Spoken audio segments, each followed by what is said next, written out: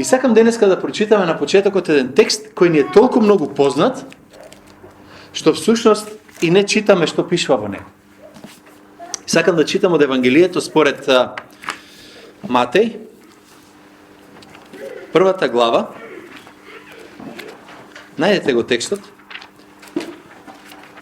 Или е според Матеј, прва глава, и читаме од 18 до 25 стих. Многу познат текст, верувам дека сте го чуле многу пати и затоа ќе ве охрабрам сега да го слушате и да се обидете да го слушате. Ама стварно го слушате. Вели вака: а раѓањето на Исус Христос стана вака. По свршувачката на мајка му Марија за Јосиф, уште пред да заживеат во заедница, се виде дека е бремена од Светиот Дух. А Јосиф, незиниот маж, бидејќи беше праведен, не сакаше да ја посрами и намисли тајно да ја напушти. Но штом помисли така, ангел Господов му се јави на сон и рече: Јосифе, сине Давидов, не плаши се да ја земеш Марија својата жена, зашто зачнатото во неја е од Светиот Дух. Тој ќе роди син и ќе му го ставиш името Исус, зашто тој ќе го спаси народот свој од неговите гревови. А сето тоа стана за да се исполни кажаното од Господ преку пророкот кој вели: и ете, девица ќе зачне во утробата своја и ќе роди син и ќе го наречат Емануел, што значи со нас е Бог. Штом се разбуди Јосиф од сонот, направи така како што му беше заповедал ангелот Господов и ја зеде својата жена. И не се доближи до неја, додека таа не го роди својот син и го нарече Исус. Сигурен сум дека многу пати сте го чули ова. И баш затоа, оти ни е многу близко, не го знае да ни стане далечно. Да ни стане, да, се тоа сум го чул. Станува сентиментален текст. Нешто сте леле колку убаво, видите колку интересно, колку фино. И одма ви текнува на разгледниците, ви текнува на сите тие ствари. Ама би сакал денеска на кратко, стварно на кратко, да видиме што точно има внатре или што всушност зборува самиот текст. Еден човек, Џон Весли, еден многу познат човек на Божјото дело, основачот на методистите всушност, на методистичката црква, еднаш рекол вака, рекол: најдоброто нешто е тоа што е Бог со нас, Емануел. Најдоброто нешто, вика, е тоа што Бог е со нас. И да видиме што точно има тука. Емануел на еврејски еден збор, на наш 3 збора. Бог со нас. Сакам да ги погледнеме. Да го погледнеме во целина и дел по дел и да видиме точно каде сме и што сакаме да научиме од тоа. И првото нешто што го гледаме денеска овде е дека Исус е Бог. Првата работа овде спомната, основната порака на Божик е дека Бог, создателот на се, стана човек. Тоа е основната, примарната, главната порака. Се друго е споредно. Да, мир на земјата за тие кои се по негова волја, да, убав празник, супер. Немаме ништо против за сето тоа. Ама најглавното нешто е ова, Емануел. Дека Бог дојде да биде со нас, не основното. И ова е првото место каде што слушате за Исус во Новиот Завет, и веднаш вика дека тој ќе го представува Бог помеѓу нас, дека тој ќе биде Бог со нас. Размислете малку на тие зборови. На секаде, ни Стариот Завет, ни Новиот Завет пишува дека Исус е Бог. И сега да ви кажам нешто реално. Ако ова не е вистина, ние немаме зашто да се наречеме христијани. Ова е првата основа. Ако Бог не дојдеше на земјата, не можеше да умре за нашите гревови. Знаете што вика апостол Павле: добар човек може да ќе умре и за гревовите на некој добар човек. Ајде најдев еден совршен човек, 100% совршен човек, и умреше за еден 100% совршен човек. Ама никако немаше да умре еден совршен човек за сите несовршени. Тој некој мораше да биде Бог. Или е Бог или не. Цело христијанство, се што зборуваме за христијанство стои на таа работа. И затоа мене ме чуди кога луѓе ќе ти речат: добро, даде ја читаме Библијата се. И особено во денешно време, од кај па знаеме дека Исус е навистина Бог? Кај го пишува тоа во Библијата? Матеј, првата глава од Новиот Завет, првата книга од Новиот Завет, првата глава од Новиот Завет, 20 и некој стих вика: Емануел, Бог со нас. Тоа му е името. Да му ставите на некој име од почеток, или ќе го упропастите со името за цел живот, или ќе му ставите име кое целиот живот ќе го носи. Јас во војска имав еден словенец кој се викаше Адолф. Што мислите, како го гледаа луѓето? Точно така. Баш тоа беше работата. Ама овде вика, он ќе биде наречен Емануел. Он ќе биде Јешуа, он ќе биде Исус. Он ќе биде Бог со нас. И или името беше вистина, му одговараше, или беше лага. Ако е лага, фрлете го цел Нов Завет. Ама беше вистина, затоа што на многу други места тоа истото го читам. Во Јован 1 глава, самиот почеток. Знаете, Јован прва глава, првите неколку стиха се многу напаѓани. И од безбожници, и од оние што викаат дека се вистински верници. Почетокот беше Словото и Словото беше со Бога и Словото беше Бог. И вика Словото се отелотвори и дојде да живее помеѓу нас.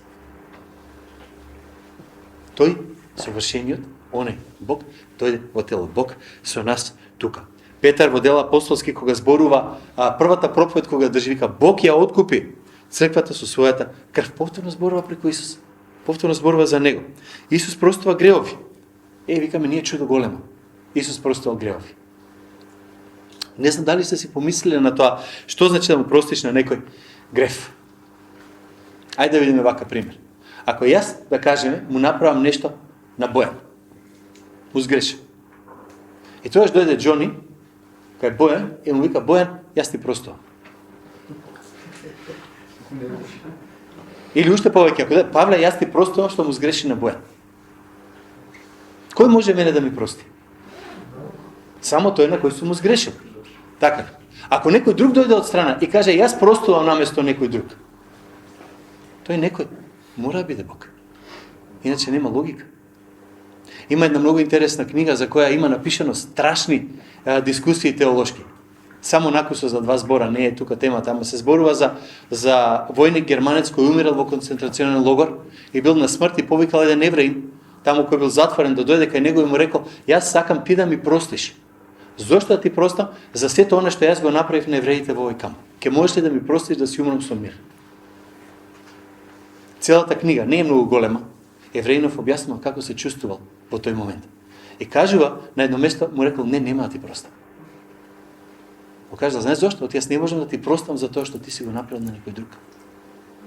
Единствениот кој може да прости нешто што не ми е направено мен, може да биде само Бог, затоа што секој греф е против него. И кога Исус вели простува греови, тој ни кажува дека го оправа оно сето што јас и ти сме го расипале спрема Бог. И затоа е многу важно, кога ќе рече Бог со нас простува греф. Сето лошо што го правиме против него. А сепак свесно дојде на земјата на Божике. Дали на 25, дали на 7 не го правиме тој муавет, не е ни битен. Веројатно двата датуми се погрешни. Ама не е ни важно тоа. Важно е дека дојде да го прости гревот. Бидејќи гревот е непослушност кон Бог. И секогаш кога викаме Боже, прости ми, ние викаме Христе, ти, Бог со нас, прости ми мене. Ова беше негово тврдење, ама и неговите ученици и следбеници го веруваат тоа. И тоа е многу важно исто така. Последните луѓе кои ќе прифатија дека оној човек таму, Исус, е Емануел, Бог со нас беа евреите. Монотеисти, еден Бог, ништо друго не ги интересираше. Не ги интересираше нити политизам, нити нешто слично. Ја знае, чуј Израеле, Господ Бог е еден. И ти одеднаш викаш, ова е отелотворен тука човек, ова личност што стои пред тебе тука, што се роди како мало дете, е Бог со нас.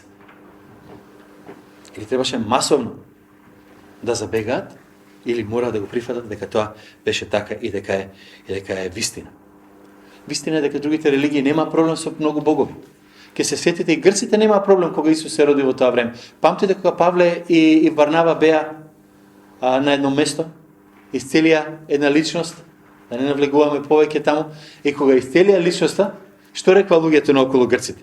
Вика, ова е Зевс и ова е Хермес. Супер, боговите се симна на земјата, уште 2 бога имаме помеѓу нас, блажесин. Евреите така не реагира. За евреите беше богохулство, зима камење и ќе те убие ако такво нешто кажеш. Тие нема избор. И мора да прифатат или е лажго, или е луд, или е тоа што тврди дека е. Лажго очигледно не беше. Луд не. Тоа што остана да биде тоа што рече дека е навистина Бог. И од тука произлегува проблемот на мнозина со христијанството и со Божик денеска. Лесно ми е, вашата религија е многу тесноградна. Христијанската религија не навредува. Библиското христијанство е многу тесно. Знаете, гледа само вака ни лево ни десно. Идеме, зошто? Оти ние викаме или ќе веруваш во Христос како спасител, Бог со нас, или нема спасени. Вика, па тогаш вие сте многу тесноградни. Па зар нема убави работи во сите религии? Да. Самата Библија вика, секој добар дар, секој совршен подарок, се добро доаѓа од единиот Бог. Значи, кај да е, сето добро што ќе доаѓа од Бога. Ама ова не е тесноградост. Сите други религии викат, ние сме основани од еден добар човек, од еден познат, еден умен човек или некој си водач, не знам си каков таму водач на религија, кој ќе биде кој ќе ги поучува на морал, кој ќе ги поучува на доблести, биди си морален, биди си доблесен, биди си како треба, и тоа е доволно да можеме да дојдеме до Бог. И тогаш секоја религија си има свој сет, своја некоја група на вредности кои сака да ги држи. Некои се подобри, некои се полоши, нема да навлегуваме сега во тоа, ама христијанството од своја страна вика дека добрината, поуките, моралот нема никогаш да ти се доволни да дојдеш кај Господ. Кога Бог дојде на земјата, тој рече, ајде бидете како мене. Кога Христос дојде на земјата, рече, можеш ли да бидеш како јас? Без грев, совршен, апсолутно во се. Тоа што ги учиме децата. Исус никогаш не сгреши во мислите, никогаш не сгреши во делата, никогаш не сгреши со што беше третото. Ке ви текне. Со зборовите. Ето така. Значи, три работи имаш. Не грешише ни со зборови, ни со мисли, ни со дела. Биди како него, не ти треба друга религија. Ама не можеш. Ама не можем. Само Бог мора да дојде да плати, за да може да дојдеме на небото. И ова е многу логично во денешното време, кој ќе го објасниме на луѓето, вика тесноградисти. Ама замислете си вие човек кој е болен, си има многу сериозна терминална болест.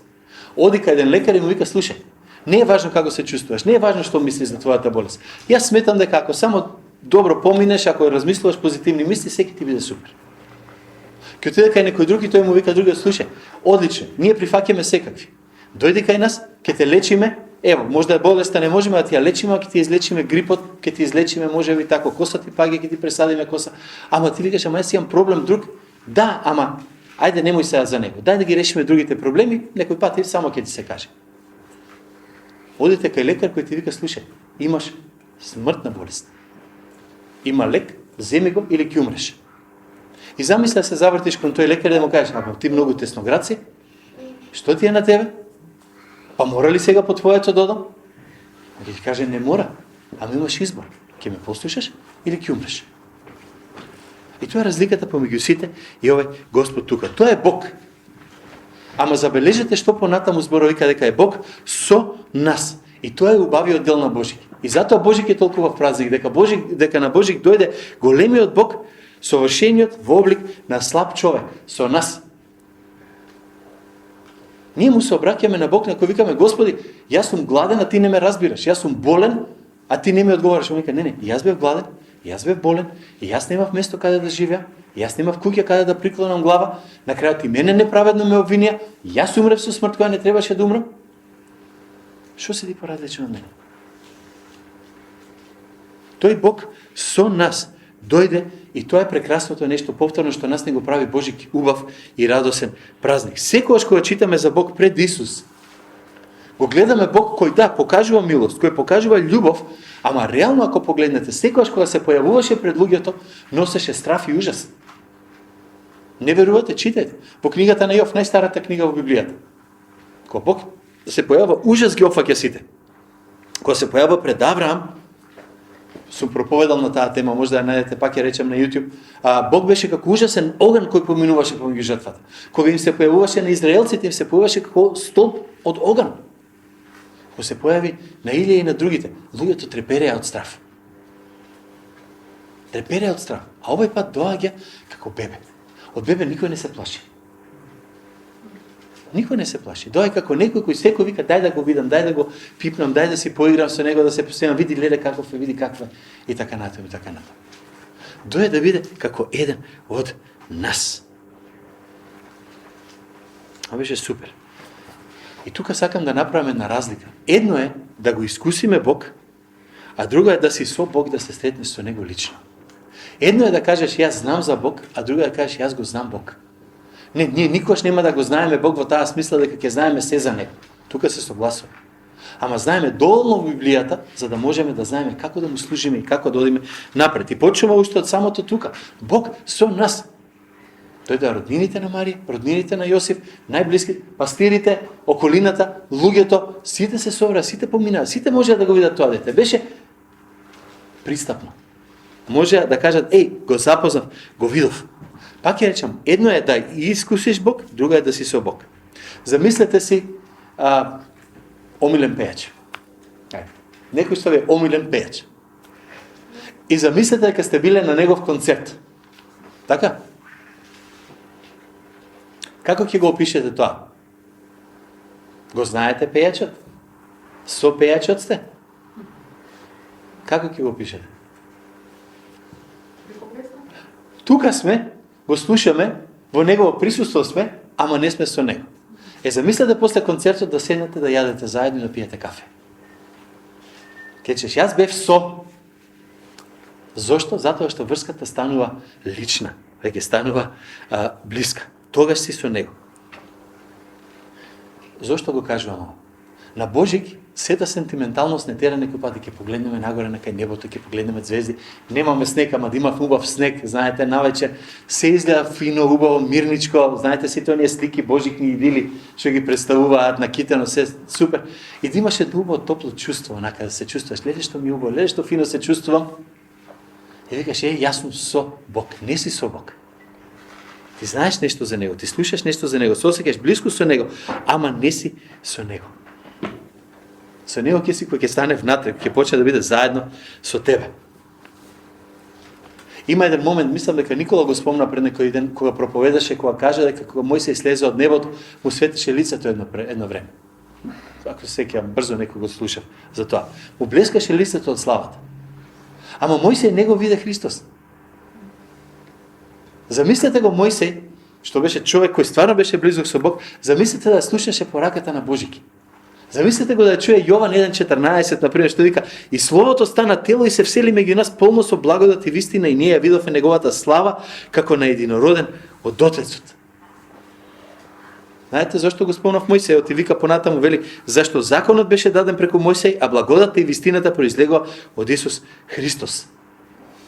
Замислете, кажеш, јас донесов закон, Бог дојде самиот помеѓу луѓето. Наместо, ево ви плочи камени, слушајте ме, тој вика, ево ви го мојот син, не го следете го. Ова е мојот возлюбен син, не го послушајте го. Тоа беше Божик, тоа е убавината, мене што ме радува.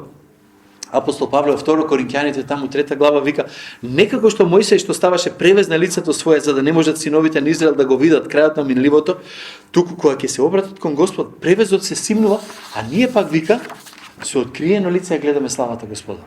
Со други зборови, апостол Павле вика, секој кој верува во Христос, како мислиш да ја гледа славата Господова без да има пречка меѓу. Не сме скриени меѓу два зида. Не се гледаме преку мрак, не се слушаме по телефон.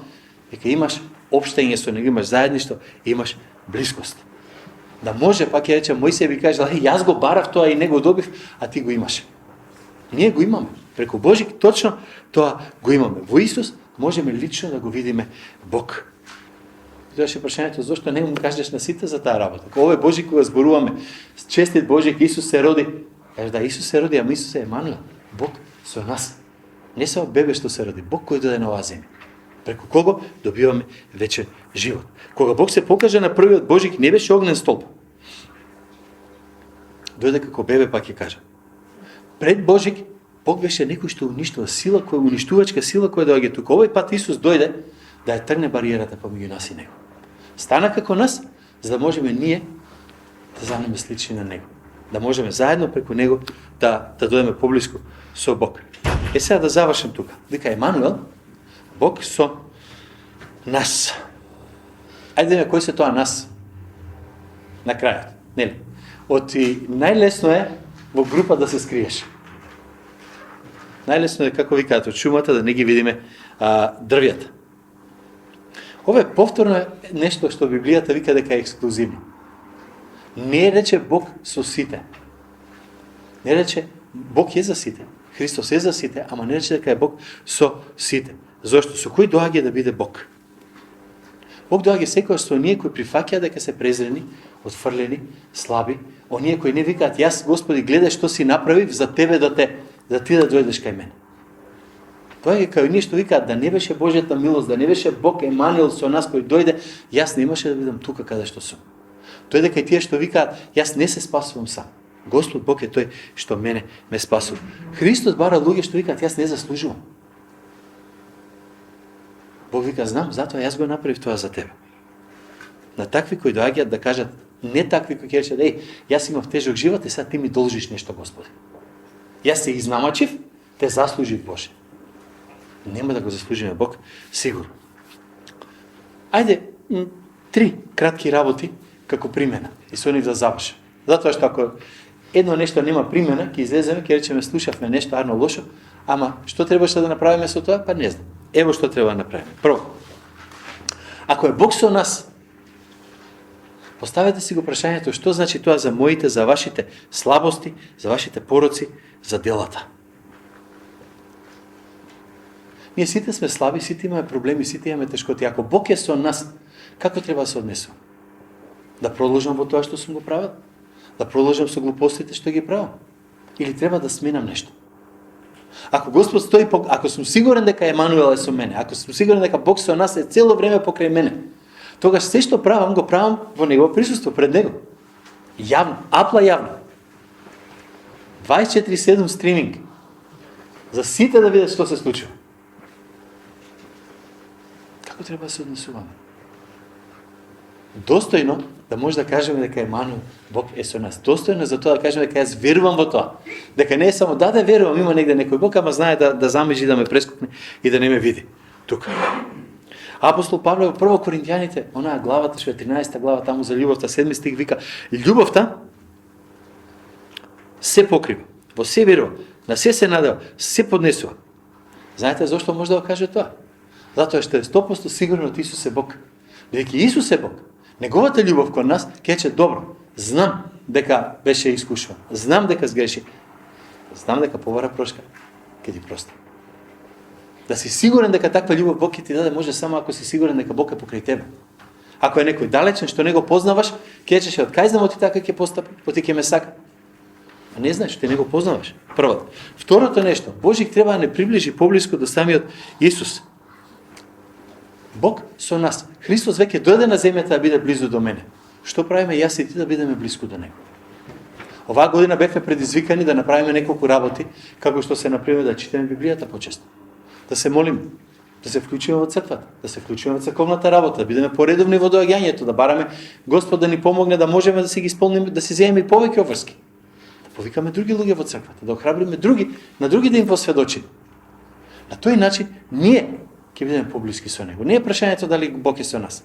Како ќе го чувствуваме? Зависи од тоа, од ние како ќе се поставиме тука. Колку е верата реална за тебе? Затоа што ние знаеме да кажеме, да имав повеќе време, ќе читав повеќе Библија. Да имав повеќе, да си најдев поинаква работа, ќе најдев начин да додам во црква, например. Или да можев ова и ова да се случи, ќе направев тоа и тоа за Господа плюс. Знаете што треба за тоа да се случи? Жртва. Жртва. Ќе жртваш 15 минути сон, или ќе жртваш нешто друго, за да можеш да дојдеш таму, кај што кажеш, Господи, фала ти, најдов време да сакам да изградам таа блискост со тебе. Ние викаме, јас треба да платам цена за да бидам поблизок со Бог, не ми се плаќа таа цена, Господи, има ли нешто друго? Господ блискоста со нас ја плати со својата крв на Голгота. Колку и да не чини, далеку ќе биде поевтино од она што го чинеше на Господ. Сега, вака. Ако денес тука слушна дека на Исус, дека на Божик дојде Исус, Емануел, Бог со нас, може би кечеш, па може би мојот однос со Господа е малку млакав. Може би си викаш, да, Бог е со мене, ама јас не сум сигурен каде сум со Него. Не сум сигурен дали јас сум со Него, дали јас воопшто го прифаќам дека е тука до мене. Ајде да кажам нешто да не ми се налјути никој. Таков однос е многу неразумен. Знам дека имам проблем, знам дека гумата на колата ми е дупната, ама ќе возам белки, ќе биде се ворет. Нема да биде се ворет.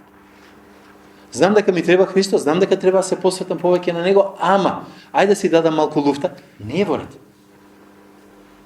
Не е ворет. Затоа што ако Бог е со нас, тука, дајте да го искористиме. Да станеме поблиски со Него.